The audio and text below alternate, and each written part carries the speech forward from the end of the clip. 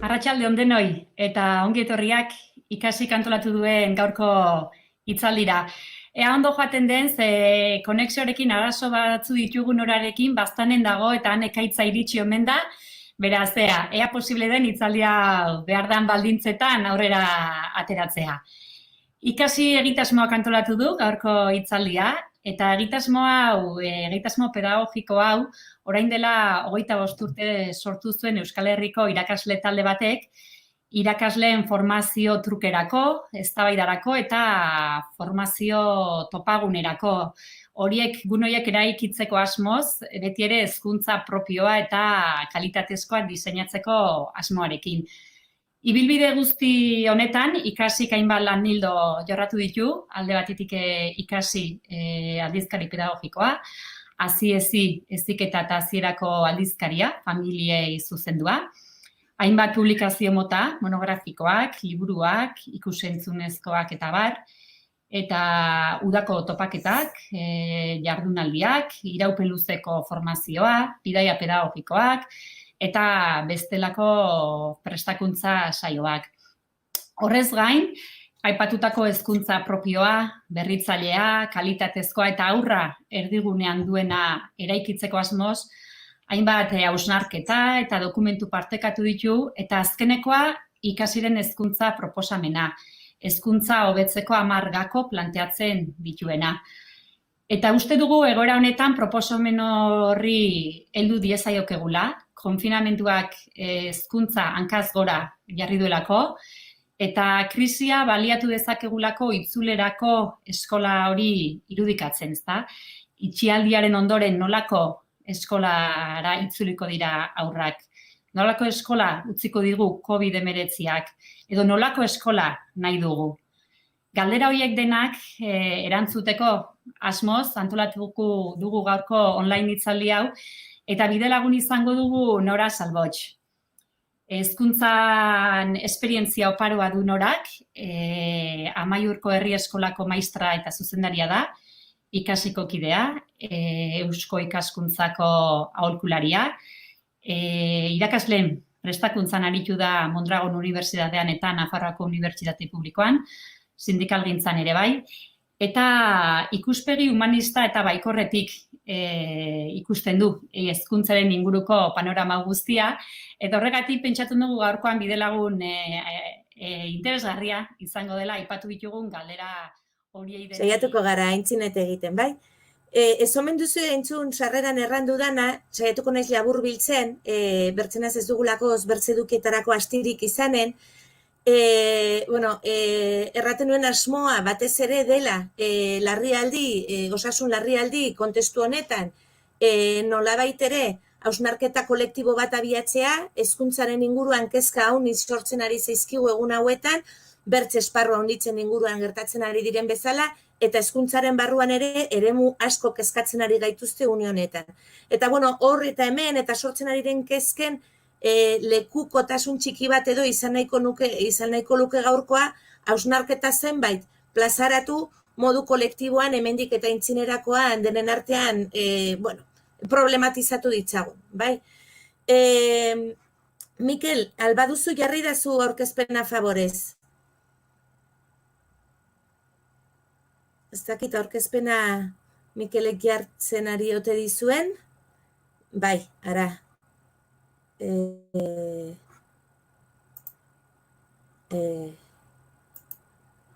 Bale, hor duzu aurkezpena, primeran. Badakizu, zuetako batzu jakinen duzue, apirilaren 9an, garan elkarrizketa bat egin zidatela hezkuntzaren inguruan, oso galbae pertsonaletik pasatutakoa izan zena, bizipenetatik, emozioetatik, eta zenbait hausnarketa teorikoetatik edo kezkatatik ere egindakoa izan zena, hor aipatutako zenbaiten inguruko azpimarrak edo egin nahiko nituzke gaurkoan ongi baderitzozue, bai? Baina horretan sartu intzinetik, testigantza edo lekukotza bat, edo egun hauetan pila bat entzuten ari gara Espainiar gripea edo 18ko gripe horri buruz ez dela, hor daukazuena, ez dakit ongi ikusten den, Baztango eskola txiki batean bildutako dokumentu bada, ikasturte horretakoa, non orduko maisuak komunikatzen dion ikuskaritzari eskola itxiko duela iraian gripia badagoelakoz, abenduan zabalduko duela, urtarrilean berriz itxi behar izaten du, eta bar, eta bar. Garai hartan, alegia errotariak, estaineruak, traperuak, eta gisako ofizioak eta bazirenean, ez pixke gure burua ara proiektatu dezagun, maisuak erabakitzen zuen noiz itxiko zen eskola, gaurko egoera honek sortu dituen zalantza eta kezka multzo guzi horrei, erantzutea litzateke asmoa ez, erantzutea zalantza kezka guziei, baizik eta, behintzat bai botatzea hausnartzeko eta hildo batzuk, zu txiki bat piztu nahiko genuke. Hori garbi daukagu. Eta sartuko gara pixketia eduki zenbaitzutan, bai? Garako elkarrizketa horretan, aipatzen genuen, eskola topagune bat dela, komunitate bat, begiradaz, laztanez, irribarrez osatzen dena, modu sinkronikoan aritzen dena, aurrez aurrekoan, eta hori gabe gelditu den zuloa, inolako aplikazio teknologikorik etzuela beteko. Harreman sare hori bapatian galdu dugula, eta hori trauma bat izan gabe ere galera ikaragarri bat zela. Bai? Eta horren inguruan, hausnarketatxo bat egin nahiko nuke, hemen erdian ikusiko duzuenez, hiruki didaktikoa dago, alegia gure buru hauste gehienen protagonista edo arrazoia ez dela. Hor gaude hezitzaileak, hor daude ikasleak, hor daude ikasgaiak, arloak, moduloak, irakasobjektuak, nahi diozuen modura deitu. Zer gertatu zaigu kontestu berri honetan? Ikasle eta irakasleen arteko, ikasle eta irakasleek ikasgaiarekiko duten harreman horretan, erabat baldintzatuta gelditu dela. Baldintzatuta, ez dakit, metafora bat egin genezake, pasillo bat irudikatu genezake, ez? Han bukaeran dago gure arlo ura, ematen saiatzen ari garen ura, gure asmo on guziz, ez dela, gure asmoa hor dago pasilloaren bukaeran, eta bidian, ikasleak, aurrak topatu behar ditu, hainbat, ez dakit, arrakala digitala esatia, logikoena da eta asko entzuten ari dena, baina topatu beharko du egoera familiar, emozional, afektibo, psikologiko konkretu bat, ez duena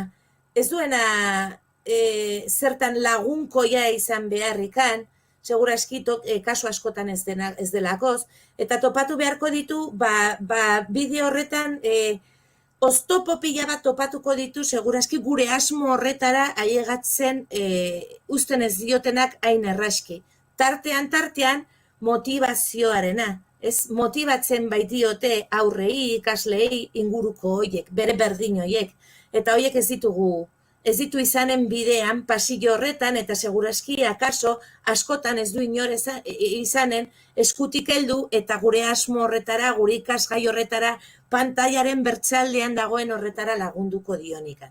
Eta behin imagina dezagun, pantailarain hurbildu dela, hor badu interfaz oso bat, interfaz bat zeinekin akaso ez daki horren ongi interaktuatzen edo elkarrekintzan sartzen, eta beraz, horre izan beharko du, persona bat, lagun bat, senide bat, jakinen duena interfaz horri manejatzen, bera hurbilduko duena gure ikasgai horretaraino.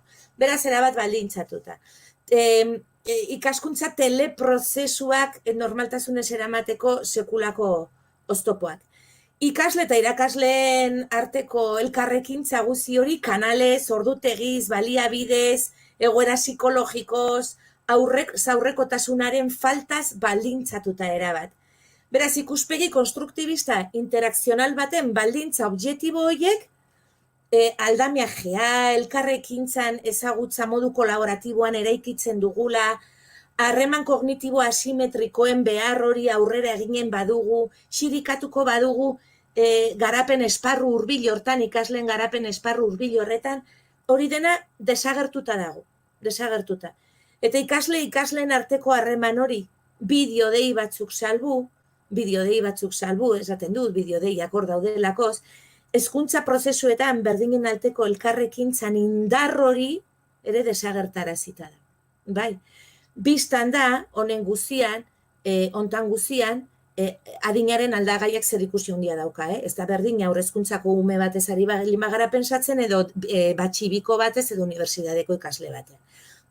Baldintzatze hori egin batean edo, neurri desberdinekoa izanen delakoz batean zein bertzean. Eta hau esan da, eta modu guztietara, konstruktibismoaren baldintza objektibo horiek erabat mugatuta baldin badaude ere, hala eta guztiz ere planteamendu eraldatzaile kritiko konplexu kulturalak egiteko aukera berriak zabaldu zaizkigu. Eta horiek ez dakit hainbesterako probesten ari ote ditugu. Eszenatokia da aldatu dena, eta konstruktibismo kulturalean, interakzionalean sekulako garrantzia daukan zerbait da ez, eszenatokia, gure kontestua, gure inguru hori zein buruz hainbeste hitz egiten dugun beti. Beraz, batzutan iduritzen zait hori gertatu izan ez balitz bezala ari garela, orduan kontestu hori espazioaren vektorean nolabait ere ez dugula txertatu egoera guzti honetan. Eta agintzen ari ditugula edo prestatzen ari ditugula gure borondate on guziz hori garbi edo hasieratik ari ditugula prestatzen jarduerak kontuan izan gabe kontestua dagoeneko ez dela eskola, kontestuan ez daudela garri zaizkidan motibatzaile edo motibatzen nauten pizgarri guzi horiek bertzeak bertze irakasleen esku hartzea, baina batik bat berdinen arteko elkarrekintza hori, bai? Komunikazio interaktiboa, askotan esate dut hau ere bai, ekintza preteknologiko bada, komunikazioa preteknologikoa da, edo komunikazio interaktibo hori. Pertsonen arteko elkar ulertzea, horrela definituko luket ez dela edu komunikatzaileek, kaplunek eta barrek, pertsonen arteko elkar ulertze hori edo buen entendimientoa bilatuko bagenu hiztegi zahar batean telegrafoa asmatu aintzineko hiztegi batean komunikazioaren definizioa bilatuko bagenu, buen entendimiento eta olakoak aurkituko genituelakoz, komunikazio hori hibridagarria da, aldanitzekoa da, horizontala da, beraz, teknologi bat eduki edo ez, hori preteknologikoa den ekintza bada, ez? Komunikazioa modu horretakoa izatea. Beraz, ze gertatu zaigu, gaurko teknologiaren galbaetik pasatuta, paradoxikoa baldin bada ere, ze badirudez teknologia guzti hauek hain interaktiboak, olako baliabideak eskaintzen dizkigutela, ez komunikatzeko Txinakin eta Japonekin eta 8.000 lagunaldi berian, bai, paradoxikoa baldin bada, paradoxikoa batik bat diskurso horren baitan, edo beraz gaurko jendartearen diskurso hegemoniko horren baitan, bai. Guztiz mugatuta dagoela iduritzen zain niri. Komunikazio hori, gaur egun egiten ari garen komunikazio hori ikaslekin egiten ari garena. Komunikazio horrek elkar ulertze bat behar duelakoz, kolaborazio bat behar duelakoz, eta hori, mugatuta dugulakoz. Zer ikusi gehiago luke, salbuespen, orokortzen ari naiz, badakit, eta badakit oso praktika hon zoragarriak ere aintzinerat eramaten ari direla, baina momentu honetan ikasleekin burutzen ari dugun komunikazio eredu horrek zer ikusi gehiago dauka telegrafoaren eskemarekin, bai? Alde batean emalea dago, bertzean hartzailea dago, beraz, komunikazio eredu transmisibo badena, lineal bat dela, referentziak bilatu nahi izan ez gero Laswellen orratzi podermikoarekin zer ikusia daukana, edo kaplunek erranen luken bezala, efektuen komunikazio bat litzatekena. Ohartuko zinetenez, askotan seguraski, emaletik hartzailera doan komunikazio eredu horrek, konduktismoaren estimulo erantzun eskemarekin zer ikusi handia dauka, eta ezen beste konstruktibismoaren inguruan, konstruktibismoaren paradigma horren inguruan oinarritzen gaituzten zutoin hoiekin edo, ez? Bai edo, ikuskera hoiekin. Eta komunikazio zitzaileak zer ikusi gehiago dauka entzutearekin, bai? entzutearekin malagutxiren zentzuan.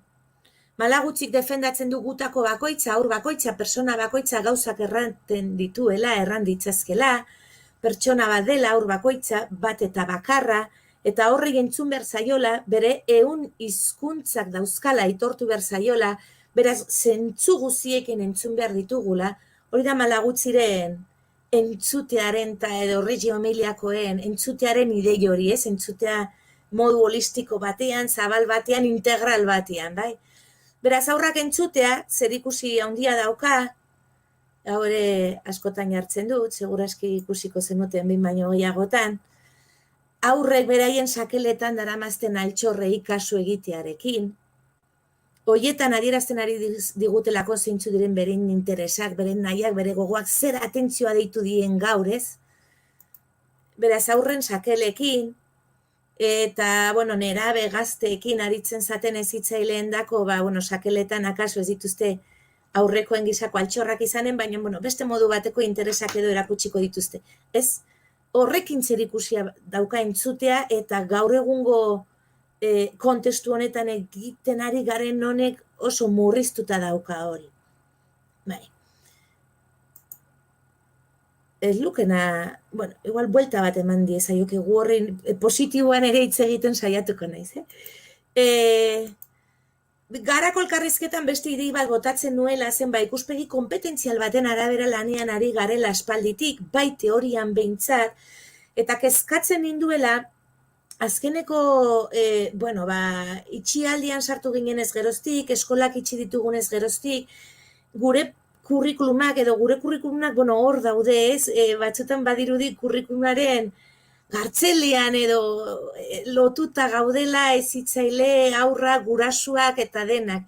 Eta zergaitik esaten dut hori kurrikuluma lege bada, berez pertsonen zerbitzura idatzita beharko lukena, eta momentu honetan sensazioa daukat askotan ari garela guaren zerbitzura, guarei segika alden moduan, ez eta gu haren exigentzietara egokitu beharrean, bai, aldrebes izan beharko lukenean. Eta berez, ikuspegi kompetentzial hori, pixka bat, horren galeran edo gailendu direna dira, kontzeptualagoa diren edukiak, eta nolabait ere kuantifikagarriago zaigun hori.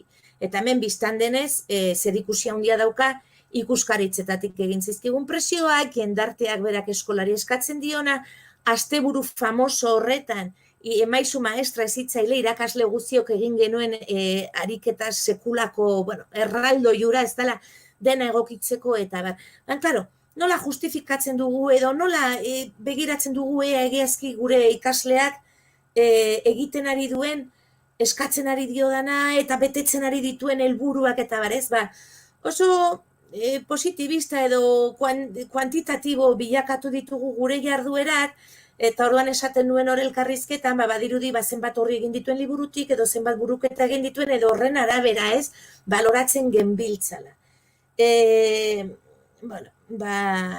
Hori, zentzu horretan, involuzio metodologiko bat ero badagoela. Goiz da balorazio orokorrak egiteko, baina sensazioa dut, baliabide teoriko eta euskarri legal nahikorik ere ez dugula izan, kontestu honetan, nolabait ere bertzen modu bateko erantzun bat egiteko, ez? Ez dakitora alduntzen kolektibo moduko bat falta izan zaigula edo falta zaigula, ez? Komunitatean adostu eta ulertu eta zintzu diren proposamenak ez egiazki asebetetzen gaituztenak, egiazki kompetentziekin zerikusia daukatenak, egiazki orain arte inpresentia edo modu presentzialean aurrez aurrekoan egiten genuenarekin zerikusi gehiago luketenak edo.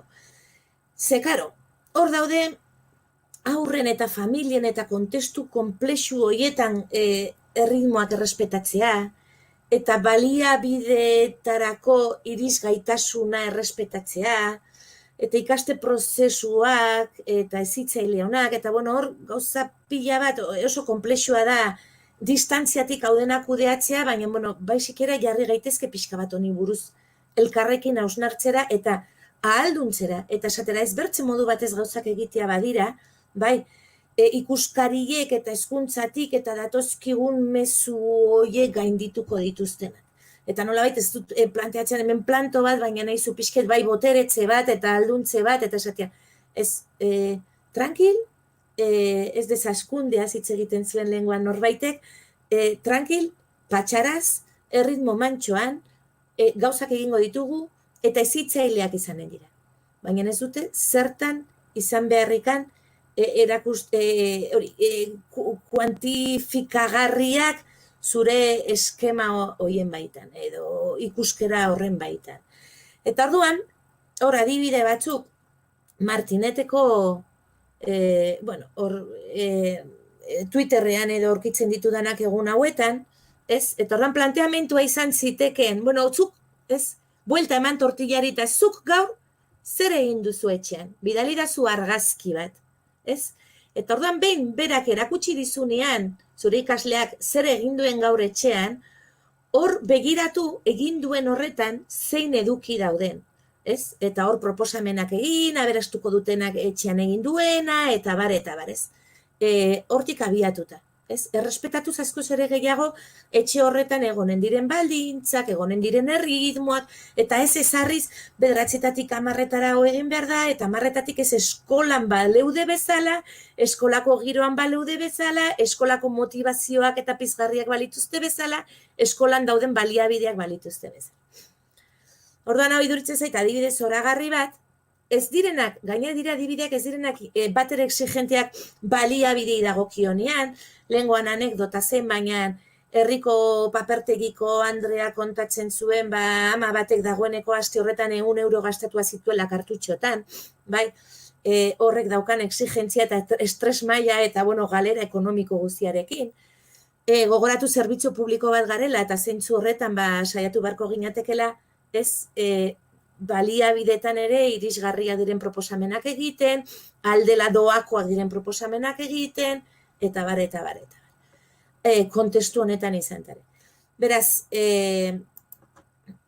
ez, dilistak segurazki etxe guztietan daude, eta dilistak pote batean edo beste, ezakit, hasi batzuk poteetan jarri, erein, eta gero deskribatzea prozesu hori, ez? Eta hau ez da 9-etatik 10-etara egin behar den zerbait, baizik eta egunean zer egin duzu. Eta deskribatuko diguzu prozesu hori, zure gaitasunen biztan denez zure gaitasunen arabera, edo neurri, bai, egokituta biztan da adinetara eta. Edo usainetara jolastea, zeintzu guziekin entzutea zari bagara, eta zeintzu guziek lantzea zari bagara, bai? Eta hau irisgarria da, eta hau etxe guzietan dago, eta hau honek ez du sekulako exigentzia maila eta ordutegi bat, eta baliabide batzuk, eta gurasoen aldetik hizkuntza eta teknologi eta hizkuntza gaitasun batzuk exigitzen, eta hau ere hezitzailea da, bistan denez, eta hemen ere badira edukiak. Edukiak haur hezkuntzarako, eta edukiak nahi izan ez gero batxillerretarako, edo pasilloan, ez dakit, zirkuito bat antolatzea, ez?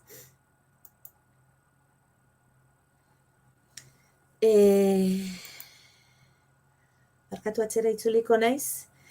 Beraz, hezkuntza sailaren presioa, jendarteak, medioak, eskolari eskatzen ari zaizkionaren espektatiba horiek dena gainditu, pertsonari, aurrari, komunitate horren behar eta egoerari egokitu, gurpil zoro honetan frenua jarri, pentsatu, nora joan nahi dugun, hastia hartu hausnartzeko patxaraz. Ez pentsatu, hurrengo astelenian, prestatu behar ditut berriz edukiak eta txat bat, eta hau egin behar dut, eta bertze egin behar dut.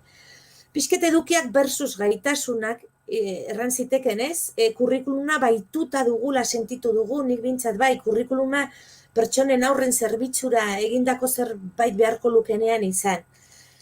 Orduan, edukia landu daitezke matematikakoak, hizkuntzakoak, artetakoak, etikoak, filosofikoak, orain erakutsi ditudan adibidetan, bizkotxo bat prestatzean edo gaindegiak prestatu duen ez kilometro bateko zirkulo horren bueltan planoak prestatzen, mapak prestatzen, planak egiten gaur hemendik joanen gara eta bihar handik joanen gara. Bai, Beraz, ez daitezela aurrak izan Atxo Fernandez Bravo erraten zuen, gu jarraitzen gaituztenak, ez? Baizik eta alderantziz. Eta kontestu berezi honetan, nik horri gehituko nioke ez, eskolak, kurrikulumak, legeak, hezkuntza agintariek, guraso, zaintzaile, hezitzaile eta aurrak jarraitu beharko gintuzkete. Eta ez aldrebez.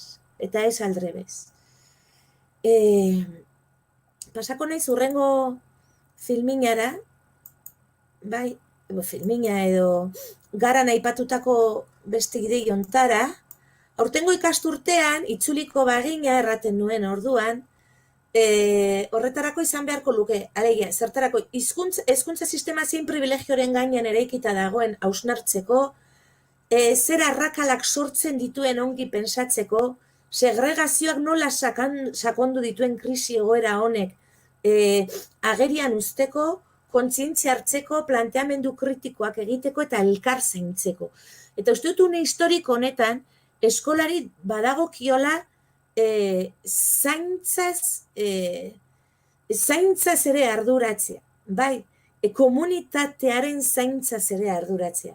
Eta egora zaurgarrian egon diren, eta dauden familia hoien zauriak sendatzera, eta momentu honetan, zauriak egoera privilegiatuagoetan ekonomikoak izan daitezkenak, edo baliabide material privilegiatuagoetan egon daitezken familia horiek ere zauriak izanen dituzte.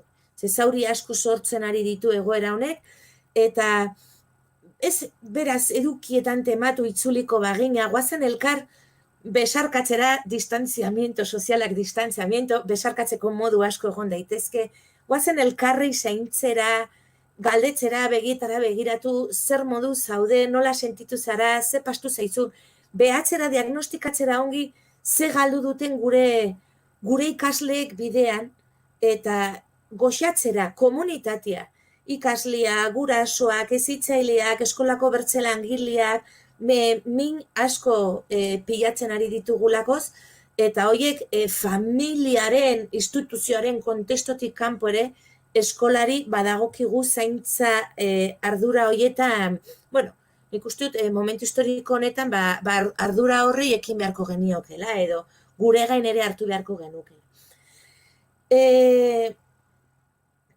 Edukietara pixket itzulita. Beste formulazio bat, aurretik ikusi ditugun Martineteko argazki hoiei begira edo, beste formulazio bat edo, izan daitekena. Etxearen edukiak, ariketa erresa izan dakigukena gaur berian edo bihar harun bata da, astelenean egiteko klaustrokide, ziklokide, guraso aurrekin. Gurasoek etxean, bertzek eskoletan, zuen kontestu naturalen. Etxearen edukiak, zeintzu dira, ez? Zein gaitasun lantzen ditugu etxean? Zein gaitasun landu ditzazkigu? Ze jarduera hezitzaile gertatzen dira etxean barruan konfinatuta egote hutsagatik ere, bai? Ze gertatzen dira. Eta nola horiek balioan jarri, nola horiek boteretu, nola horiek normalizatu, konplexurik gabe erakutsi, aberastu, zergaitik ez? Zergaitik ez da orain arte egin, perspektiba kultural baten arabera hartatzen alditugu, eta ikusi matematika dagoela makarronak egiten ditudanean, edo etxekoen zapatiak txikitik handira zenbakiaren arabera antolatzen ditudanean, edo beste 1000 adierazpen eta beste 1000 hizkuntza ez dela. Besteak beste, ez diogu horreiekin zuzenean lehenbiziko minututik, nik uste dut, jendarte patriarkal honek erakutsi digulakoz, edo sinestarazi nahi izan digulakoz, azientifikoak direla, eskolaren, etxearen, beraz eremu pribatu horren, normalki emakumezkoena den, ez? Eremu horretakoak ez dira zientifikoak, ez dira interesgarriak, ez dira entziklopedietarako adinean eurrikoak, eta ez dira garrantzitsuak. Eta nik uste dut hor badugula osnarketa bat egitea, eta kontestu honek horretarako aukera hon ematen digula. Eta bigarren kontu bat, edo bigarren azpimarra bat egin nahiko nukena, honen karietara, da, zaintzari loturikoa, ez? Pixka bat, etxeeko edukietaz, etari naizela, eta zaintzari loturikoak, ez?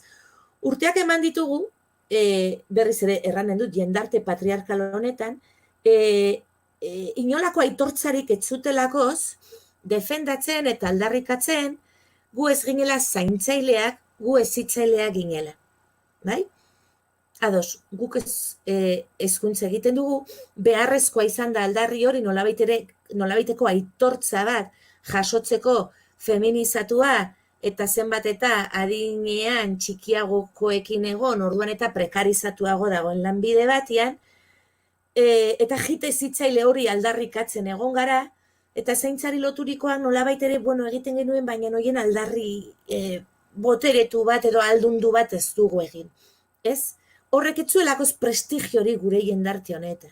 Horrek ez ginduelakoz prestigiatzen profesional bezala. Nolabait ere, nik orain aldarrikatuko dut, orain, are eta gehiago, etxetik ari garenean, gure etxetatik besteen etxeetara hezkuntza prozesuak implementatu nahi horretan, konplexurik gabe egin beharko genukela zaintzaren aldarri bat. Bai?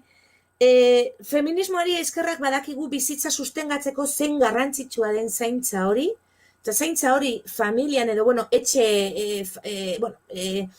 etxeko egitura horretan bezala, hezkuntzan ere, gure eremu formal horretan eta informaletan ere egitea badugula eta berez egiten dugula, konplexurik gabe egin beharko genuke bizitza sustengatzeko beharrezkoa zaigun ekintza badelakoz politizatu dezagun eta aldarrikatu dezagun konplexurik gabe.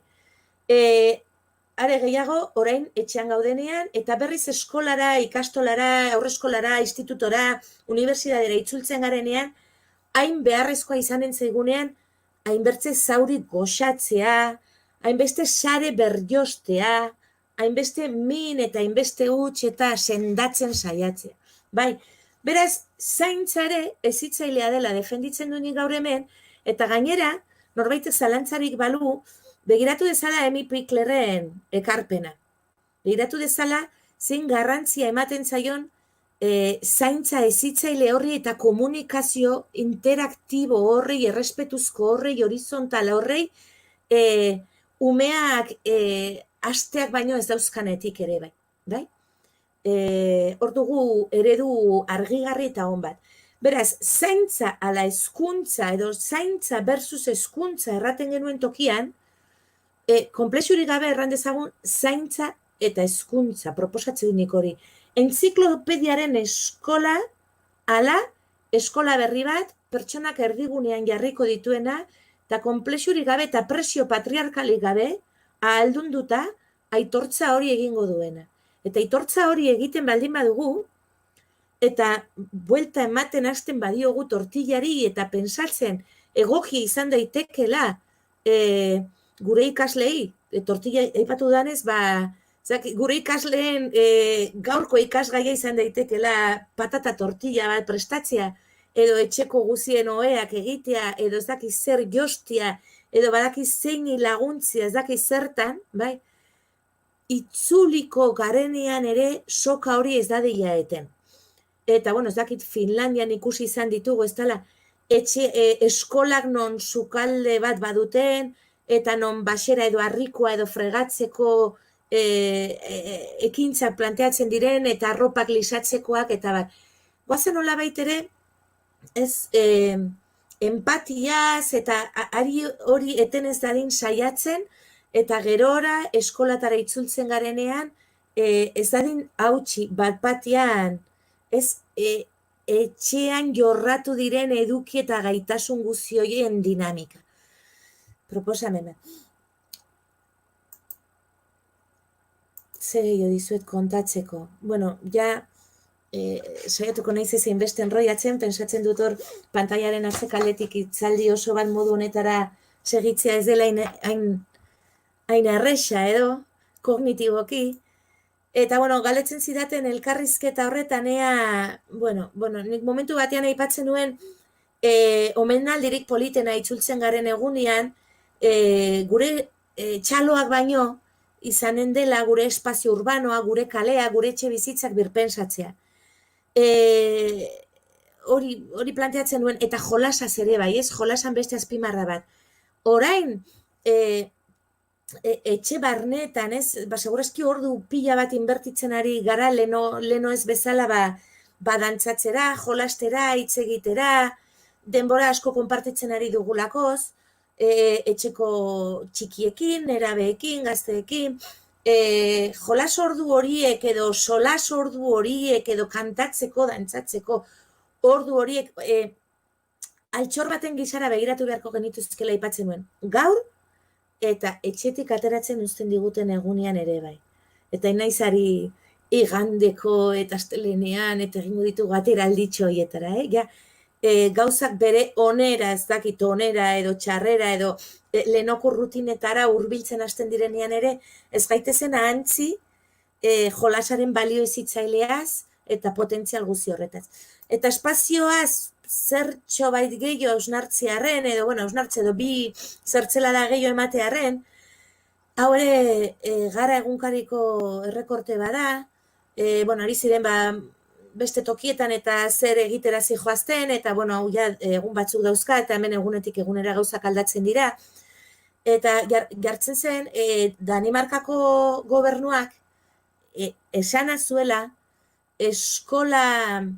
eskolatara aurrak itzultzen direnean, bai behintzat garbi zuten zerbait, eta zen, ez zirela konfinatutak egonen gelatan, ikasgelatan. Baizik eta lehenetxiko zirela, ez dakit, espazio zabaletan, aire libreko jarduerak. Bueno, iduritzen zedalakoz eredu hon bat, edo ez dakit idei interesgarri bat, gure hortzimugan kokatu genezakena, badakigu itzulera, seguraski ez dela izanen guk nahiko genuken modukoa, baina, bueno, hortzimugan espazio zabalak, aire librea, jolasa baldin baditugu, seguraski itzulera egiten dugun egunean, ez horretarako hurbilpen bat egiten edo saiatzeko moduan egonen gara. Ze plan B plana edo, B planak otzikara ematen du. Taiwaneko argazki haue dira, segurazki ikusi dituzuenak, edo Alemaniako beste argazki horiek, gimnasiotan, edo baliabide, edo erabileran hitzeko, bueno, eskolako espazio zabalenetan, ikasleak bat banaka, erabat baztertua genuen planteamendu batean, ez? Planteamendu komunikatibo eta pedagogiko eta espazioaren antolaketa eredu erabat baztertua genuen batean.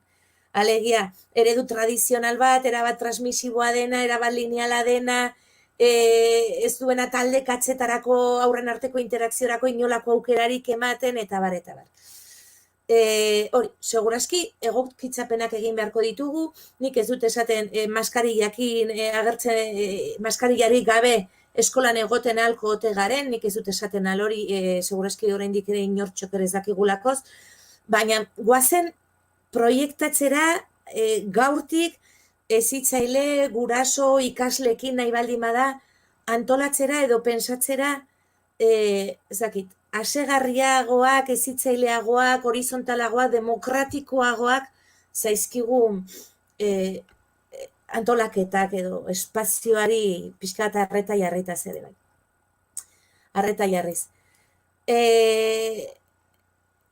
Bueno, ja bukatzen ari naize, hau guzia, hau nik uste dut ideia hau agertu dela gaurko hitzaldian zehar, kolektibizatu beharko genituzkela planteamendu hauek eta taldetasunetik pentsatu. Eta taldetasunetik diodanean, enaizari bakarri pentsatzen, hezkuntza komunitateko kideengan, baizik eta hortik haratago eta herri hezitzailearen planteamenduen baitan, udale karrakala gainditzeko saiakeratan egin dituzten ez dakit indar guzi horiekin lotu beharko genuk eta sinergiak sortu eta komunitateko zaintza sareak ere barne bildu beharko genituzke eta ez dakit hor sortu denez honek guziak ekarri dituen ez dakit planteamendu eta green komunitarista, komunitario ez dakit, solidario guzi horren, bueno, indar guzi hori kanalizatu, batu eta nolabait ere kolektibizatu, partekatu hausnarketa hau denen artean eraiki. Honi buruz ez dut gehiago hitz egingo, hain zuzen ere, oinarrik oso ongi esplikatzen dituelako zerri hezitzaileari buruzkoak, beraz bai gonbite bat egin nahi dizuet hemendik, oinarrik esaten dituenei eta bere egin sare sozialetan eta argitaratzen dituztenei eta argitaratzen dituzten material eta jardunaldiei eta hausnarketei kasu egitera sekulako ekarpena egiten ari diotelako zentzu honetan gure herriari.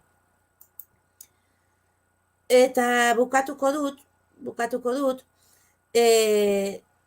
hau kuñatxo bat besterik ez da, galdetzen zidaten, ea nola itzuliko ginen, nola ez ginen itzuliko, seguraski gaur hitzaldian gauden guztiok bezalaxe, inortxok ez daki, eta norbait jakitekotan, ez dago ez gure herrian, ez gure herrialdean, ez Gasteizen, eta ez Iruñan, eta ez Baionan ere. Segurazki norbait jakitekotan zer gertatuko den gure etorkizunarekin, gure hezkuntza etorkizun horrekin, horiek Madrilen eta Parisen daude, eta horiek Madril eta Pariseko boletin ofizialen, Espainia eta Frantziako boletin ofizialetan iragarriko zaizkigu. Eta hori esaten nuen oso larria dela, eta azpimarra hori ere egin nahiko nuke bukatzeko oso larria dela, hutsaren urrenera pasilakoz gauetik egunera, egun batetik bertzera, gure hezkuntza konpetentzia horiek lehenagotik ere asko eta askorentzat gure komunitatean jende askorentzat eskasak zirenak eta ez nahikoak zirenak eta haratagoko helburu batzuekin proiektatu behar genuela gure jarduna, gure ametsak, urrunago proiektatu behar genituela, bera sistema propio baten aldeko lanean edo murgilduta geundenak, oso esparru desberdinatatik, guraso, ikasle edo irakasle izan, hola sekulako zartakoa dela hau, eta inondik ere ez dugula ikusten ez dara autonomi horren defentsa irmo egirik egiten ari denikan, edo igual ahoz bai, baina ez praktikan. Bai? Eta nola hasi nahi zen? Dokumentu historiko bat erakusten, erakutsiko izuet orain beste bat, ere beste urte seinalatu xamar batekoa da, berriz ere eskola berdinen aurkitutakoa, Baztango eskola txiki batean, 1940 urtea da, ohartuko zinetenez, gerra zibila bukatu eta segurazki lehenbiziko ikasturtea normalidaderen batekin edo abiatuko zena. Normalidadea komila askoren artean segurazki ere edo baliteke gerta izana eskola honetan ere lehenagoko maisua edo maestra dagoenako desagertarazita egotea errepresioaren ondorioz, baitakigu zenolako errepresioa jasan zuten, maisu maestrek garai horretan. Eta horari da, maisu berria, inventarioa egiten, eskolakoa, eta ze gauzak dauzkan berriak, zer dauzkan, pixketera ebilita, zintzu dauzkan zarragoak, eta berria dauka Frankoren erretratua, sillon batzu gure eta beste, eta bandera bat. Bai? Ez dakit, besterik gabe, bandera hori gurea, etzen orduan gurea izaten izan gabe segitzen du. Eta nik gutxi gora bera bukatu dut zuen ekarpen, aportazio, zalantzak eta nahi dituzuenak entzuteko gogotsu naiz. Bakarrik, esan nahiko nizueke, segurazki zuek hitzaldi hau entzun duzuen bezala, eta egun hauetan laneko, eta dauzkazuen baldintzak neronek ere dauzkadala, eta iduritzen zait, toki gizatiar bat ematen diola edo errealista bat, inor hemen ez gara martzianuak, eta aurkezpen hau nik prestatu nuen alabarekin kartoizko kotxe hau montatu bidena bar, orain pixka bat prestatu, orain amatxo, torri laguntzera eta modu horretara, beraz esker mila unitz eta nahi duzunean.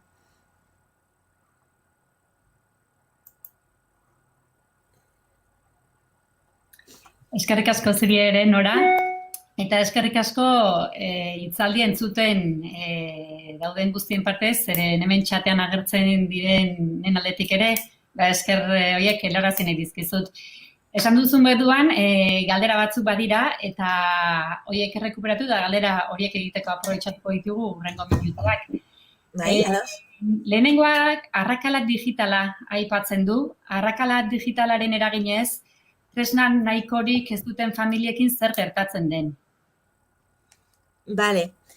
Arrakala digitalaz, eta eskertzeu galdera, topiko bada esatea galdera eskertzen dudala, baina eski goraintxe hartu naiz, arrakala digitalaz hitz egin dudanean, idei bat ere komentatzea ahaztu dudala. Batetik, arrakala digitala lehenbiziko momentutik, eta nik ezagutzen dudan erarte, lehenbiziko momentutik kezkatuenak, egon zirenak, ikastetxetako maisu maestrak, hezitzaileak, irakasleak izan ziren. Itxi genuen lehenbiziko egunean, klaustroak elkartu, eta hori izan zen, sortu zen edo maigaineratu zen lehenbiziko galdera. Ze guk ezagutzen dugu gure komunitatea, gure ikasleak hurbiletik, normalki nahiko modu sakonean, eta ohartzen ginen hasieratik zeinek arazoak izanen lituzken zentzu horretan, bai? Eta lehenbiziko pausoa, maisu maestrek eman zutela erran beharra dago. Geoztik etorri ziren, udaletxe asko eta askoren ekimen zoragarri horiek, baita izarkomena, eta gero igual beranduago, ze pixka bat beti atzetik joan izan dira, ez dela hezkuntza sailetako ekimen horiek. Eta ala eta guztiz ere esaten nuen eskertzen nuela galdera, ze arrakala digitala hor dago, arrakala digitalak normalki zerikusia dauka egoera sozioekonomikoekin, zaurgarriekin, normalki hor, baina badira arrakalarekin zerikusia daukaten, beste faktore batzu, kulturalak izan daitezkenak, eta baita ere landaremuko tasunari edo lotutakoak. Bai, ez dakizin baserritan biziren aurren konektibidadia ez da erresa izaten, eta hor ere ariketa konplexu xamarrak egin, eta esfortzu konplexu xamarrak egin behar izaten egoten dira. Baina, eta hau guztia esan nahi nuen, arrakala digitala ez dagoen etxe askotan ere deskonexioak ikusten ari ditugulako. Deskonexioak, ikasleek lehen aipatzen nuen, interfaz horretara, eduki hoietara, ordenagailu hoietara, ailegatzeko, ez dakit berriz erabiliko dut, korridorearen metafora hori, ez? Oztopo pila bat gainditu behar dituztelakoz, eta beti ez dute zer ikusirik baliabide teknologikoekin edo materialekin, baina hor daudenak ere. Eta orduan hori, nik dakidan erarte, egin ahal haundia egon da ikastetxen aldetik, udaletxe zenbaitzuren aldetik, eta beranduago baldin bada ere, egin ahal bat badago zaien aldetik. Ez dakit horrekin, ailegatzen ari ote garen ikasle guzien gana. Eta horregatik ere berriz defendatuko dut nik egin dudan planteamendua gaur.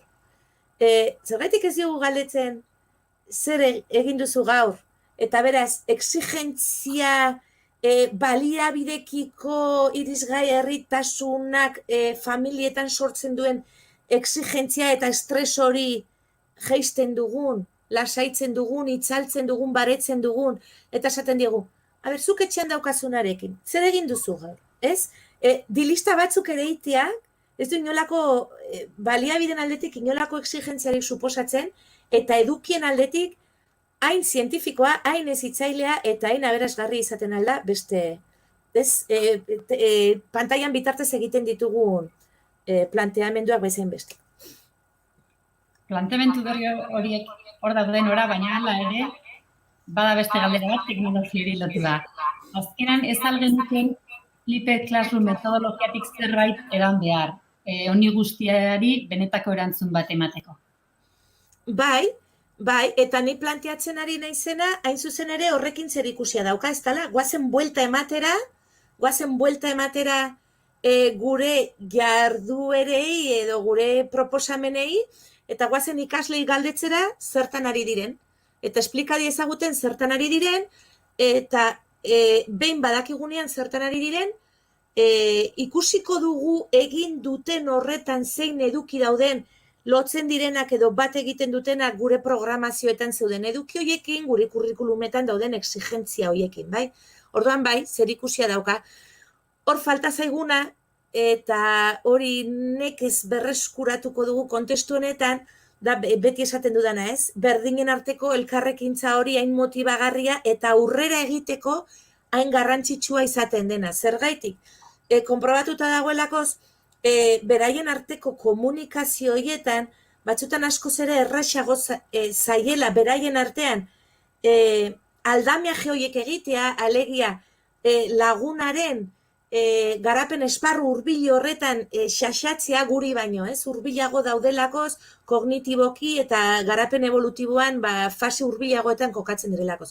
Eta hori, adinak adin, txikiekin zaila da, baina, bilatu daitezke estrategia, WhatsAppen bitartez, eta bar, eta ondiekin igual ez da horren zaila. Beraz, bai, guazen buelta ematera, zer egin duzu, zer eduki daude hor uztartzen dutenak edo lotzen direnak nire programazioekin, eta bai, ados.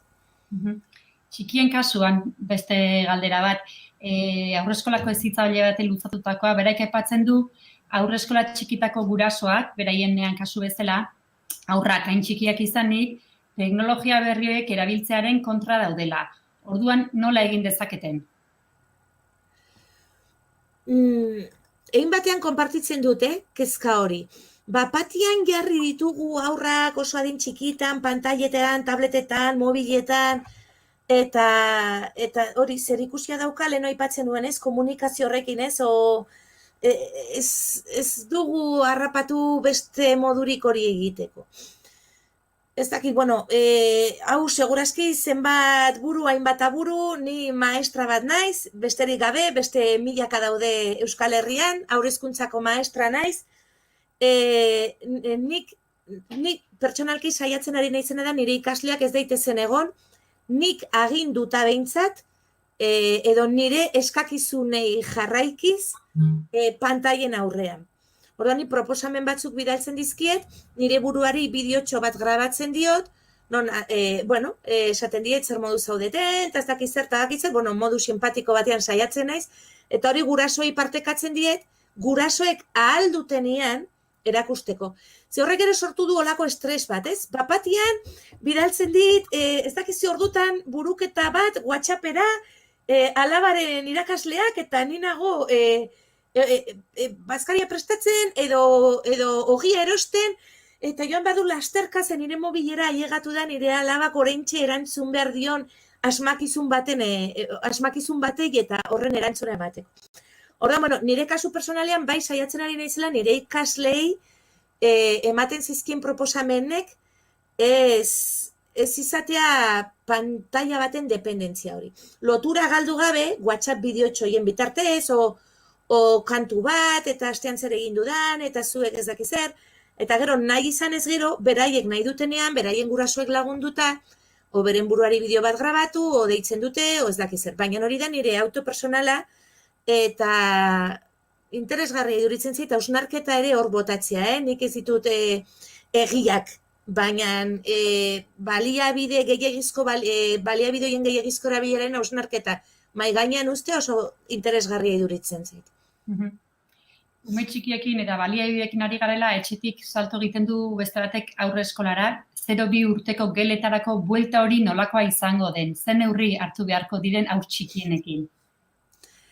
Begira, egonez, mila buelta ematen honei, ze imaginatzen nuen olako galderarik agertuko zela, nik zuek bezalaxe, ez dakit nolakoa izanen den buelta, baina horregatik saiatu naiz iradokitzen, erakutsi dut Taiwango argazkia Alemaniako antzekoa da, beldurgarria, niri olako bihotxistada bat eman zidan ikusi nuenean, eta erakutsi dut Danimarkako planteamendua. Orduan, Danimarkako planteamendura hurbildu nahi baldin badugu, pentsatu beharko genuke jatik, gure eskolatan eta eskolaren inguruan ze espazio eskaini diezazkiek egun ikaslei, zabala direnak, jolaserako aukera ematen dutenak, aire librearekin zerikusia dutenak, eta berazgarriak izanen direnak. Eta ordan nik buelta honitz eman dizkiot honei, eta ez dut erantzunik, ze azkenean osasun ministeritzak agintzen duen moduan itzuliko gara, baina nik behintzat bai nahiko nuke itzultzen garen egunean, eta espazioak, nire kasuan nire erratia oso txikia da, eta ingurua dena, eskolan inguru dena mendia da. Baina pentsatuz, hiri batean edo herri koskor batean dauden eskola horietan eta espazioak mugak sortaraziko balitu, nik uste dut, hasi beharko genukela pentsatzen, ea nola egin dezakegun, ratioak txikiagoak izan daitezen. Alegia, densidadea espazio horretan txikiagoa izan dadin. Zer okurritzen zaidan? Ba, ikasle batzuk etor daitezela alakordura eta besteak alakordura, baina favorez hortzi mugan ez dezagun izan Taiwaneko eredua, baizik eta izan dezagun, eta gero, karo, hor dago beste gauza bat. Nola esplikatzen diot, 0, 1, 2 urteko aur batei ezin duela bere lagunaren gana hurbildu, ezin duela bere laguna besarkatu. Segurazki, haurrezkuntzakoak azkenak izango gara sartzen, osasun ministroak esango digu nola, baina bitartean goazen pentsatzera gure espazio horrek ratio oso baxu batekin zertarako aukerak emango lituzken. Ba, bat lauko batekin, bat hiru batekin, edo zaki. Oso ratio baxuakin, bai, eaze jarduera burratzen zaizkigun. Ez dakit, guazen pentsatzera, nola izan daiteke. Nik ez dakit erantzuna zein den, baina guazen gure espazio hori, gaurko zeuzkagun baliabide horiek, birpentsatzera termino horietan. Egon behar dugu igual aldenduta, baina aldi berean kalidadea bermatu behar dugu, eta nolabait ere gozagarri izan behar du espazio bat. Ez beste konfinamendu bat. Hemen aipatzen du batek zuk diozun bezala ratioak birplentsatu beharko direla, eta badaudela eskola batzuk masifikatua daudena, eta beste alde batetik hustuak daudenak, eta horrere halako orekaren bat edo pilatu beharko dela. Bai, berriz ere hor gertatzen, hemen gaurko hitzaldi guztionetan bada faktore bat ez dudana bateria aipatu, baina da, ahaldunduko bagara komunitate bezala, honek esan nahi du, denak batera ere, aipatu ditudan planteamendu zoragarri edo ezein zoragarri guzioiek aurrera eramateko baliabideak eta giza baliabideak zein beste gizako baliabideak ere aldarrikatu beharko ditugula, bestenaz da ez dakit eskatzea ez dagoen tokian, ez? Baina, gaurko baldintzetatik ere, eta aipatzen zenuena, batetik aldarrikatu beharko ditugu eta exigitu osasun baldintza hauetarako ratioak, beraz osasun baldintza eta larrialdi egoera honetarako plantillak eta giza baliabideak. Horiek exigitu beharko genituzke irmoki. Eta horrekin batera, egin daitezke, udal mailako hezkuntza batzordeak ez beti hor pendiente daudenak, herri batzetan nahiko majo ari direnak, baina bestetan olako rezeloak eta izaten direnak, igual garaia da, ez? Krisi hau, udal mailako hezkuntza mailak edo osatzeko eta pentsatzeko, nola egin dezakegu, ze espazio dauzka zure ikastetxeak, nireak ez dauzkanak, akaso konpartitu ditzazkegunak, edo zuk utzi dizazkidazkenak, edo, badakit legalki ikasleak partekatzea zailtasun asko lituzkeen kontu bat dela, eta ez dakit errealista ote den hori, baina bai akaso errealista izan daiteke, elkar kolaborazio bat maisu maestron artean, espazioan elkar trukaketa bat, eta gizako planteamenduak egite. Beste batek aipatzen du ikasle batzuk beldurtuta daudela eta gurasoak ere bai igandean kalera aterako direlako, eta nola landu daiteken besarkada bat ematea ez dela salagarria kontrakoa baizik. Hor nik uste dut hor gaudela, ez da, zenbateraino distantzia horiek bai, horiek ez, zalantza horietan.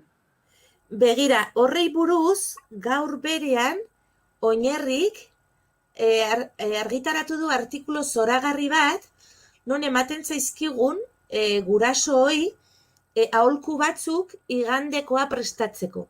Bai aurretik, plan bat eginez, mapa bat eginez, pentsatuz gondi joanen garen, ez ja, nolabait ere, ordutxo horrez gain, gehitzen badiogu prestaketa eta bueltan beste ekintzaren bat, ari gara nolabait, ekintza ludiko hori luzatzen, zabaltzen ez, gozamen, ez, badakigu zer den bidai bat prestatzea, ez, ia bidai bat oporretara zoazenean prestatzen ari zalela, ia geroan zaudenean bezain beste gozatzen duzula. Bueno, pixket, idei hori ekarrita.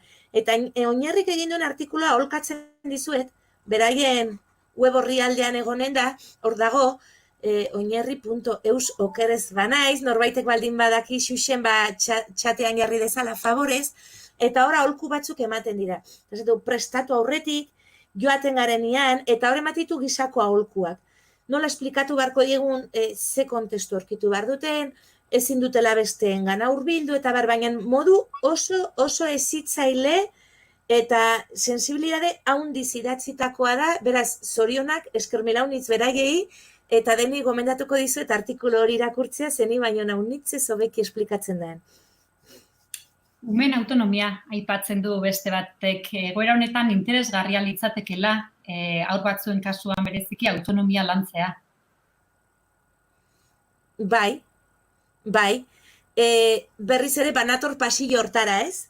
Pasillo horretan eta bukaeran daude, hor ordenagailu batean, pantalla baten atzean, maisu maestrek bidali dizkieten ekintzak. Bai, eta lehen aipatu ditut, etxeko egoera zaurgarri guziak, eta motivazionalak, eta afektiboak, eta bar, eta autonomia. Eta esan dut, hor aur horrek ez dauka pasilloan eskutik helduko dion norbait eta eramanen diona eduki horretaraino. Beraz, hori, lehen hori kontestu aipatzen nuen, ez? Kontestu berriaren vektorea ez dugu hain kontuan hartu gure proposamenak egin ditugunean. Horregatik planteatzen dut beste proposamen batzuk egitea. Eta segurazki aur horrek, igual ez dauka, eta gero interfaza oso komplexua dira. Segurazki hemen haitzen ari zaretenak, erabili duzu egun hauetan Jitsi, Zoom, Skype, dakizein, hainbeste. Eta bakoitzak badu bere interfaza, eta gu errekiko erlazionatzeko modu bat. Eta aurrek ere horretarako autonomia ez dute beti. Beraz zer esan nahi du, ez gure proposamenaren atzean egon behar duela persona bat laguntzen diona horreraino ailegatzen. Eta berriz, aipatzen nuenean, Finlandiako eskola zenbaitzutan sukaldeak eta plantxatzeko tokiak eta harrikoa egiteko tokiak eta bazkaria prestatzeko tokiak eta dituztela eskolatan, horretaz ere ari naiz. Egun hauetan, segurazki, gure etxetako umeek ari dituzte ari dute autonomia garatzen eta gaitasun zenbait garatzen, orain arte ez zituztenak hain garatuta. Ez dela, guazen hori ez dadineten saiatzera. Eta guazen, ez dakit, eskolan ere oeak egin behar badire egitera, ez dakit oso funtzional eta esanguratsu gertatuko ote zaien, edo ez dakit, edo bazkal ondoren jangelan harrikoa egitera, edo ez dadineten eta ohartu gaitezen zaintzari eta bizitza sustengatzeari loturiko eduki zientifiko nahi baldin bada pila bat daudela tartean. Zientifiko, edo, ez dakit, beste modu batekoak, baina, zientifiko ere bai, ze batzutan hori aitzaki izaten da eskolare formaleko eremuetatik kanpo uzteko. Edukiak eta kurrikulumak aipatu dituzu, eta hemen bat neraben kasuarekin agertzen da kezkatuta, DBH bukeran daudenak, notzen presioa dutenak, eta zaintza asko kezkatzen duen gaia dela. Ea zerbait esan zenezaken horren inguruan, ora? Egiazki oso gutxi, oso gutxi. Egia da, kontatu dudan guzi hau, nire ustez, hortzimugan kokatu beharko bagenu, eta ja gaurtik edo astelenetik aurrera prestatuko ditugun jarduerak birpentsatzeko balio diezaguke, hori dena erranta, ere aitortuko dut, hor daudela bigarren batxiller bat, hor daudela laugarren DBH bat, hor dagoela seigarren maila bat, zeintzutan, batik bat, bigarren batxiller bat, zeintzutan gure agintariek ez duten erabaki, baurik gabe ere unibertsitatera joan zaitezkenikan, eta horrek biztan denez baldintzatzen du haien egunerokoa. Egunerokoa segitu behar dutelakoz, ikastetxean baleude, dinamika bera segitu behar dutelakoz, eta errutina bera, eta ritmo bera. Hortik berako guztietan, uste dut, lehen hori aipatu dut, kurrikulumaren atzetik goazela eta kurrikuluman egin batean gartzel bilakatzen ari zaigula. Eta uste dut, ez dakit, mirak diren, edo gaitasun kontua den, edo malgutasun kontua den, baina uste dut gure agintariek, ez dakit Madrilen, Parisen, edo Gasteizen eta Iruñan eta Baionan, edo, bueno, iparraldean ez dago hezkuntza kompetentziari, beraz hor Paris da, modu guztietara, ez dutela malgutasun, edo, bueno, ez dakit zein den, hitza nahikorik izan, ohartzeko kurrikulunaz pertsonen zerbitzura behar duela izan, eta ez sekula pertsonakaren zerbitzura. Eta batzutan txiste egiten dut, baina esaten dut, ez dakit Moisesen tablatan aurkitu bote zuten kurrikuluna idatzita, edo zer demontretan ari garen erokeri hontan, zurrunbilo hontan, jendearen berezko ezin egon eta estres eta kezka guzti horiek oraindik eta gehiago areagotzen. Beraz, balio dit edozein mailarako hori egiazki balio dit. Bueno, gaitasunak lehen esan dudana, behin eta berriz begiratu gure programak, begiratu etxeetan zer egiten dute, galdetu etxean zer egiten duzu, aizu, eta saiatu gu lotzen personalizatzen, ez? Hezkuntza esku hartze hori, zer egiten duzu etxean, bale, hemendik bire gaitasun hau eta garatu zazu hau, eta egin zazu ez dakit zerri buruzko ikerketa bat, bai? Baina, bai, badakik kezkagarria dela, baina erantzunak hor bai, erabat, agintekeriz ero jokatzen ari dira, eta seguraski hor zaudeten hezitzaileoi eta gurasoi alternatiba gutxi gelditzen zaizue. Gutxi. Agintari horiekin kezka agertzen du batek, esan ez, zaiolako zerre galdetzen hezkuntza kolektiboari, edo zer iruditzen zaizun, edo ez da gure kompetentzia, hezkuntza eragileen kompetentzia, edo berak hori susmatzen du, ez zaiola galdetzen hezkuntza komunitateari? Ez, eta ni erabat ados nago, ez zaio galdetzen, eta hauetan gaude, ahal duguna egiten, lenguan lankide batek erraten zidan. Ni sentitzen naiz, oioai buruak entzen diozunean bezala, ez, prestatu, eta orain pixka bat ari gara errealitate baino bat hartzen, eta lasaitzen, eta berpensatzen, eta esaten jontxo ongi ariote gara, edo egin dezakegu bertze modu batean. Ez zaigu galdetzen, eta litekena da horregatik ere bertzeak bertze, ikasik gaur abiatu den ekimen hau abian jarri izana, ez? Behar ditugulako guk ere gure foroak, eta gure osnarketak, eta partekatzea, gure kezkak, eta bar. Nora, beste gai potolo bat, arrakalaz mintzatu gara lehen, hizkuntza arrakala. Galera egindunak aipatzen du hizkuntza arrakala ederra izan dela, inguru erdaldunetan dauden aurrek, euskerak gaitasun desente galtzeko arriskoa ikusten du, zutoin horiek ahulak baldin bat zeuden, egoera honen ondorioz. Zer diozu? Bai, ez gidoian hori ere banuen pasillo horretan, ez? Pasillo horretan beste bat. Hori da, hizkuntza. Hizkuntzarekiko deskonexioa brutala, zeharo, osea, brutala izanen da, sekulakoa izanen da, hainbat etxetan. Eta etxe horietan, horregatik esaten nuen ere, batzutan dena ez dela arrakala digitala eta baliabide teknologiko horiek, badakit horrek eragina handia daukala, baina badirudi horren eraginaz nahiko, edo berandu bada ere azken egunetan ohartuta dabiltzala eta administrazio guztiak publifikatzen edo ez publizitatzen ari dira, nola baliabideak eskaini dituztela beren komunitatearen dako, eta bar, eta ez dakit zote garen ohartu edo materialak ez direlako asko zailagoa zizkigulakoz, edo hoiei begirada ez hegemoniko zenbaitzuetatik ikusi ere ez direlako egiten, ez? Eta hoietako bada, hizkuntzarekin zer ikusia daukana. Murgiltze eredutan ari gara, eredutan ari gara, segurazki gaur hemen gauden gehiena, guraso izan, edo hezitzaile izan, edo dena delako izan, eta badakigu zer ondorio dauzkan honek. Beraz, baliabideak izan tare, nik ez badut autonomia nahikorik interfaz horrekin elkarrekintzan sartzeko, eta gainera nire etxean inork ez badit horretan laguntzen al, euskaraz dagoelakoz, eta nire ingurua erdalduna delakoz, kezka handia, are gehiago. Nik lehenetsiko nuke hori, ordenagailuaren eta konektibidadearen horrenera baino.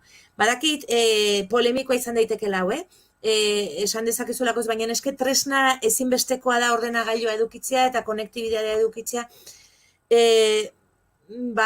Hortxe, hain ez pizket bote prontuan, baina uste dut hizkuntzarekiko deskonexio hori zaindu beharko genukela, matematiketan 10 guruketa egin izana baino gehiago.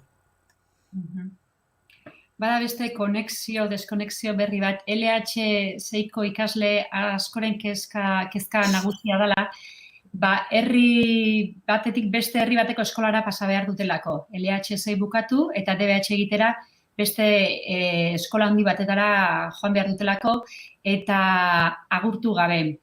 Orduan, egunero galdetzen omen diote LH6 dagoen irakasle honi, ea itzuliko diren eskolara agurtu nahi dutelako.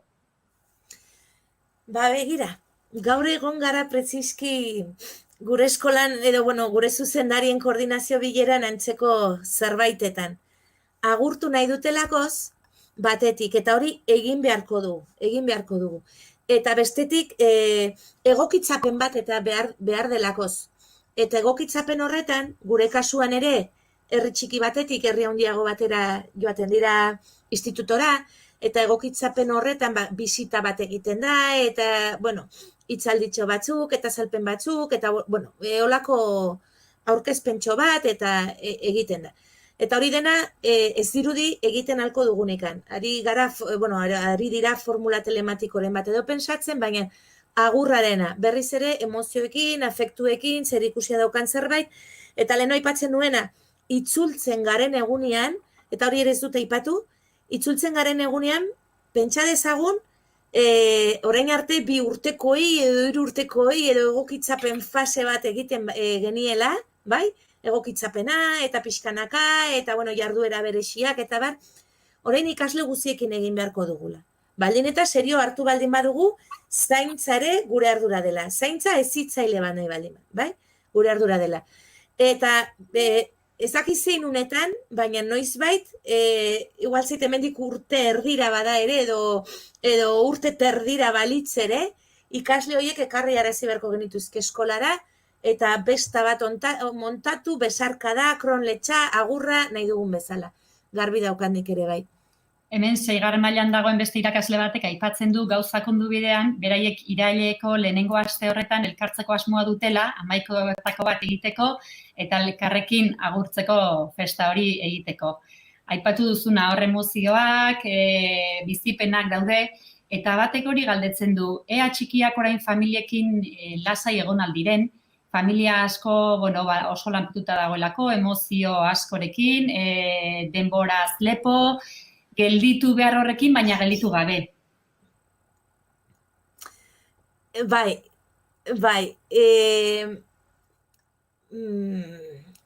Zer antzungo nizuke? Familiekin, eta ikusten ari gara, eta gure bizipen pertsonaletatik hasita, egia da, konplexua direla, egoerak batzutan, eta estresak, eta sortzen direla, eta, ez direla, ez dakitur geldoak izaten beti etxetako giro hoiek egun hauetan, baina bertzalde familia horretan gurasoekin edo monoparentalak baldin badira amarekin edo dauden ume hoiek nik uste dut hala eta guziz ere, momentu guziak ez dire zoragarriak izan eta divertigarriak eta ludikoak eta ezitzaileak eta pastelak egitekoak eta baina hala eta guziz ere, orain arte, baina askoz ere, denbora gehiago pasatzen ari dira aurrak beren gurasoekin. Eta hori ja berez, uste dut irabazteko egoeran jartzen gaitura, irabazi badela edo. Bai, naiz eta momentu guztiak ez diren zoragarrienak izanen, eta naiz eta segurazki gurasoek jakin beharko dute kudeatzen aurraren aurrean agertu beharreko aldarte hori eta hori ere kosta egin daiteke zenbait egoeratan, baina modu guztietara gurasoekin egoteko edo gurasoakin egoteko orduak irabazi dira, eta hori altxor bat izan behar duela uste unik. Batek aipatzen du, ez dela aipatu, baina familia batzuk norbait galduko zutela krisi honetan, eta aurrek hori ere biziko zutela, orduan itzuleran hori aintzat hartu beharko dela, eta dolu hori nolabait landu. Hori da, eta horregatik, eta hori bai burutan neukan esaten dudanean zaintza, eta berriz eskolara itzuliko bagina, ahaztuen beste edukiak, eta guazen jorratzera beste modu bateko edukiak, emozioekin zerikusia daukaten edukiak, eta bueno, eta bidean zenbait egoeratan egon diren ikasleek galdu dituzten beste eduki akademikoago horiek, ba ere bai, baina batez ere hori, krisi honetan, askoren familiatan galdu dira lanak, galdu dira, bueno, zure bizi baldintza materialak bermatzen dituzten hainbat eta hainbat gauza, baina galdu dira ere personak. Hori da. Eta dolu horiek oso gogorrak izaten ari dira etxeetan, oso gogorrak, ezin direlakoz modu normalizatu batean egin, badakizulakoz hil zaizun senide hori edo maitatutako persona hori joan dela bakardadean, eta bueno, hori ere atzo irakurtzen nion norbaitei, ez zinputur arte gure eta heriotzaren arteko harreman hori bera ere moldatzen ari duen krisi honek, eta hori zin gogorra, ze hori bai kulturalki katakarrak handi bat suposatzen digu, ez? Normalki asetzen gaitu edo baretzen gaitu jakiteak, bueno, lasei joan dela, bere senide maitez lagunduta, eta hori orai ere ez daukagu. Beraz hori psikologikoki, eta bueno, eta ezakit, krak handi bat edo ustura handi bat suposatzen ari digu, hori dena ere konpensatu beharko dugu. Eta eskola zin puntura arte egin dezaken, ez dakit, baina saiak ere egin behar dugu. Eta horregatik nago tematuta zaintza hezitzaile bat, eta ulertu hezkuntzare zaintza dela, eta hori dela gure ardura historikoa une honetan. Bukatze aldera Nora, hemen batek Emi Piklerren larruan jarri nahi zaitu, haren ikusperan. Irudikatzeko pixka bat, ze planteamendu egingo luken egora honetan, koronavirusaren egora honetan Emi Piklerrek, kontuan hartuta bera konfinamendu testu inguruko aditua zela. Zure ustez, ze balizko planteamendu egingo luke? Hau da, azterketarako moduko. Pentsatzen dut, barkan azatela Emi Piklerrez Euskal Herriko elkarte hortako adituek, niri duritu zait gaurko hitzaldian oso egokia zela zaintzaz eta hezkuntzaz lezio handi bat, irakaspen handi bat ematen digun planteamendua delakoz, oso ekargarria gaurko kontestura. Pentsatzen dut erranen ligukela aurren erritmoak errespetatu behar direla. Beraz, ez dezagula bortxatu, behartu, are gutxiago, motivazioa falta zaienean, kontaktua falta zaienean, zuzeneko komunikazioa falta zaienean, aurren ikasprozesu horiek, hori erranen ligukela uste dut, eta uste dut erranen ligukela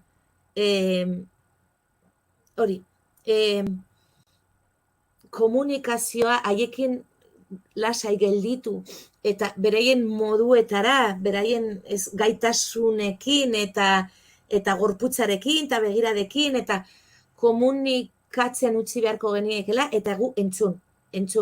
Eta ematen dizkiogun, aurrei ematen dizkiogun elkarrekintza komunikatzaile guzioietan, adi egon beraien hitzei, edo beraien begiradei, beraien gorputzkerari, eta bar. Honek esan nahi du, berriz ere, moteltzea, erritmoak moteltzea, batzuk errate duten bezala, desazkunde bat ere igual ari gara planteatzen hezkuntzan, uste dut ordua badela, eta honek asko irakatsi digula horri buruz. Nora, azken galdera horrekin bukatuko dugu gaurko hitzaldia, eskerrik asko.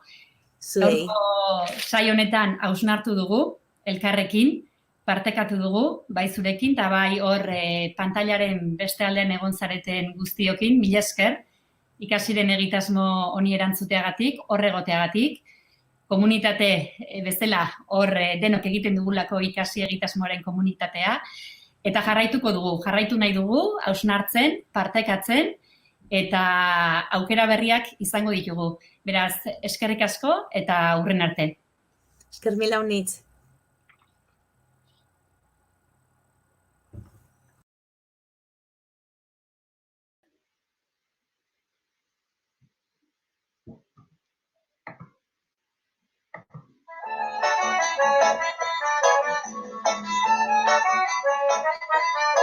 Hasi, baina zer hasi, hasi jolasik hasteko, ikasi esteko, ezi hasteko eta hasi hobeteko. Jolastu bera elkarren artean zer ez hobea sortzeko.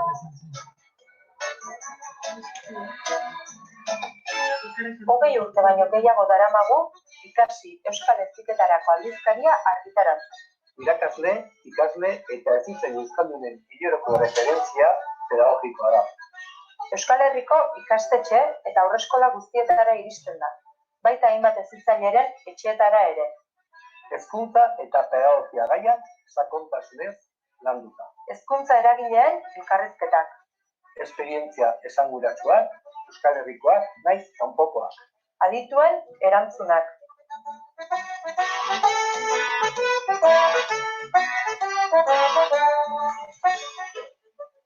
Hasiera eta heziketaren inguruko euskarazko aldizkaria argitaratzen dugu.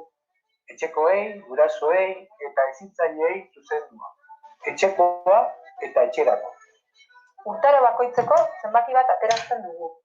Erreportaje sakonak, adituen elkarrizketak, hasiera garai bakoitzarekin loturiko erreportaje laburrak. espezialisten konsultak, Sormenerako aholku praktikoak. Hezitzaile eta irakasleen erreferente gara euskarazko formazioan. Euskal Herriko naiz atzerriko adituekin hainbat egitasmo antolatzen dugu. Bilbon eta Donostian, uztailaren hasieran, hainbat ikastaro eskaintzen dugu. Atzerriko esperientziak naiz Euskal Herrikoak. Haur-hezkuntzako hezitzaileek udazkenero hitzordua dute ikasirekin. Urtero antolatzen baitugu euren formaziorako jardunaldia. Horretaz gain, urtean zehar ere izaten dira formaziorako aukerak. Hainbat jardunaldi pedagogiko antolatzen baitugu.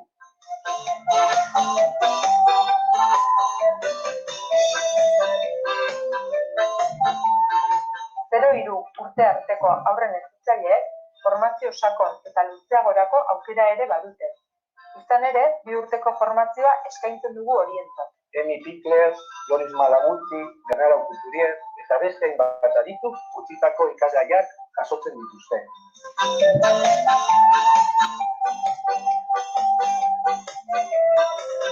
Irakasleekin eta hezitzaileekin hasitakoa etxean jarraitu dugu. Baina hori ez da nahikoa.